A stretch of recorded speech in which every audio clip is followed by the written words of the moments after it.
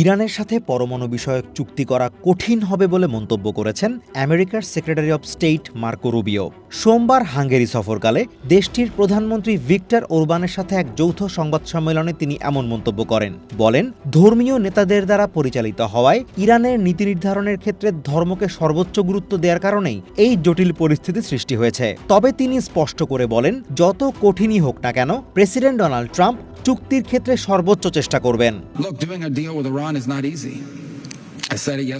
ইরানের সাথে চুক্তি করা বেশ কঠিন, কারণ তাদের সব সিদ্ধান্ত ধর্মীয় কট্টরপন্থার উপর ভিত্তি করে নেওয়া হয়। বিষয়টি জটিল জেনেও প্রেসিডেন্ট আলোচনার জন্য চেষ্টা চালিয়ে যাচ্ছেন। আমাদের প্রতিনিধি দল যাচ্ছে।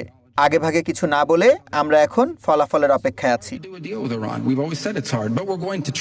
রুবিও আরও বলেন, আলোচনার মাধ্যমে পরমাণু বিষয়ক চুক্তির ক্ষেত্রে ট্রাম্প প্রশাসনের দৃষ্টিভঙ্গি এখনও পর্যন্ত যথেষ্ট উদার। ফলে খুব শিগগিরই এই চুক্তির বিষয়ে আশাবাদী তারা। এদিকে সোমবার ইন্টারন্যাশনাল অ্যাটমিক এনার্জি এজেন্সির প্রধান রাফায়েল গ্রসির সাথে বৈঠক করেছেন ইরানের পররাষ্ট্রমন্ত্রী আব্বাস আরাকচি। সামাজিক মাধ্যম এক্সে এক পোস্টে বিষয়টি নিশ্চিত করেছেন গ্রসি। লিখেছেন, বৈঠকে গুরুত্বপূর্ণ কারিগরি বিষয়ে বিস্তারিত আলোচনা হয়েছে। পরমাণু চুক্তির বিষয়টি ছাড়াও ওয়াশিংটন তেহরানের ক্ষেপণাস্ত্র কর্মসূচি নিয়েও আলোচনা করার আগ্রহ প্রকাশ করলেও তেহরান বরাবরই অন্য সব বিষয়গুলোকে আলোচনার টেবিলের বাইরে রাখার ক্ষেত্রে বদ্ধপরিকর। পাশাপাশি নিষেধাজ্ঞা তুলে নেওয়া এবং ইউরেনিয়াম সমৃদ্ধকরণ অব্যাহত রাখার বিষয়টির উপরও জোর দিচ্ছে তারা।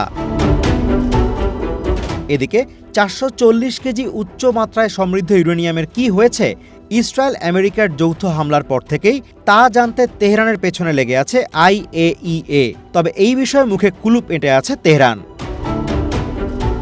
রবিবার ইসরায়েলের প্রধানমন্ত্রী বেঞ্জামিন নেতানিয়াহু জানিয়েছেন, আমেরিকার সাথে ইরানের যে কোনো চুক্তির ক্ষেত্রে দেশটির পরমাণু স্থাপনা পুরোপুরি ধ্বংস করার বিষয়টি সংশ্লিষ্ট থাকতে হবে। এই বিষয়ে তিনি ওয়াশিংটনকে স্পষ্ট করে বলেছেন।